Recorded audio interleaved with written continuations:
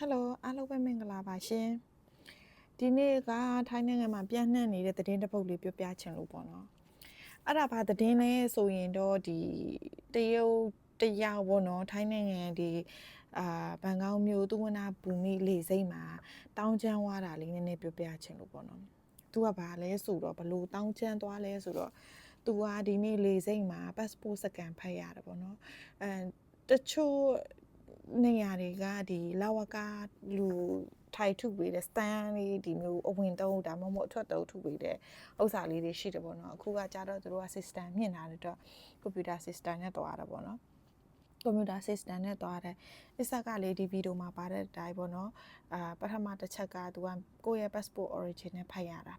ကိုယ့်ရဲ့ passport original စက်ကမပွင့်တဲ့အကြောင်းရင်းက3ချက်တော့ရှိတယ်ပေါ့နော်ပထမတစ်ချက်ကကို passport ကအတူဖြစ်တာအတူနောက်တစ်ခုကကြတော့ကိုကဒီထိုင်းနိုင်ငံမှာဒီပြစ်မှုညှိထားတာဒါမှမဟုတ်ရင်အစိုးရဥပဒေနဲ့တစ်ခုခုပြစ်မှုရှိနေတာတို့ဖြန့်ထွက်မရတဲ့အခြေအနေမျိုးဆိုရင်ပိတ်ထားတယ်ပေါ့နော်နောက်တစ်ခုကကြတော့ဆက်ချွင့်ဝင်နေတာဒါမှမဟုတ်ဆက် error တက်နေတာမျိုးပေါ့နော်အဲ့လိုမျိုးတွေဖြစ်တတ်တယ်ပေါ့နော်အဲ့ဒီနေမှာကကြတော့တရုတ်ကဘာဖြစ်လဲဆိုရင်တော့သူကဒီ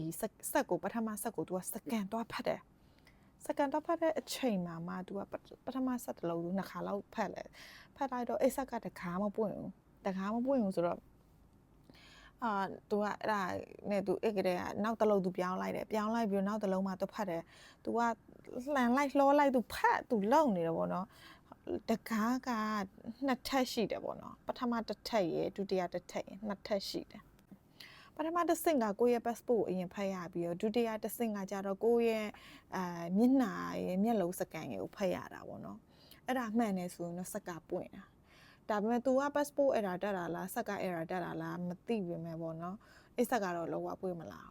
တာကို तू ကအရန်ဒေါသထွက်ပြီးတော့ပောက်ကွယ်ပြီးတော့အဲ့ဆက်ကတကားမပွင့်ရမလားဆိုပြီးတော့အဲ့ဒီမှန်တကားကိုကန်ထုတ်လိုက်စစ်တော့ရဲတွေကို तू ဆဲရဲတွေကိုဆဲတာတော့မဟုတ်ဘူးလို့ तू ပြောတာဒါပေမဲ့ရဲတွေဖမ်းတဲ့အချိန်မှာရဲတွေကိုကြည့်ပြီးတော့ तू တရုတ်လိုမျိုးဆဲနေတရုတ်လိုမျိုးဆဲတာမြန်မာဒီ sorry ထိုင်းလိုမျိုးပြန်ရမယ်ဆိုရင်နင့်မေတည်တယ်ပေါ့နော်အဲ့လိုမျိုးပြန်တာပေါ့ကျွန်တော်စိတ်ထင်နင့်မေသေးလို့လားအဲ့လိုဖြစ်မယ်ဆိုတဲ့သဘောမျိုးဆဲတာတော့ဖြစ်ကောက်ဖြစ်မှာပေါ့နော်သူ့ကိုဖမ်းသွားတယ်သူ့အမျိုးသမီးပါတယ်အမျိုးသမီးကလည်းရဲတွေရှိမှသူ့အမျိုးသားကိုဖမ်းချုပ်ထားတာအဲ့တရုတ်ကောင်လေးကအသက်ကအခုမှ30ပဲရှိသေးတယ်30ပဲအစိုးရပစ္စည်းကိုထိခိုက်ပစ္စည်းမှုနဲ့တရားဆွဲထားတယ်နောက်ပြီးတော့တရားဆွဲထားတာပေါ့နော်ကြံတဲ့ဥစ္စာတွေပြန်ပြီးတော့နောက်ဝက်ကရဲကပြည်သူရဲကိုပြန်ပြီးတော့တိုင်ထားတယ်ပြန်ပြီးတော့တရားဆွဲထားတယ်ပေါ့နော်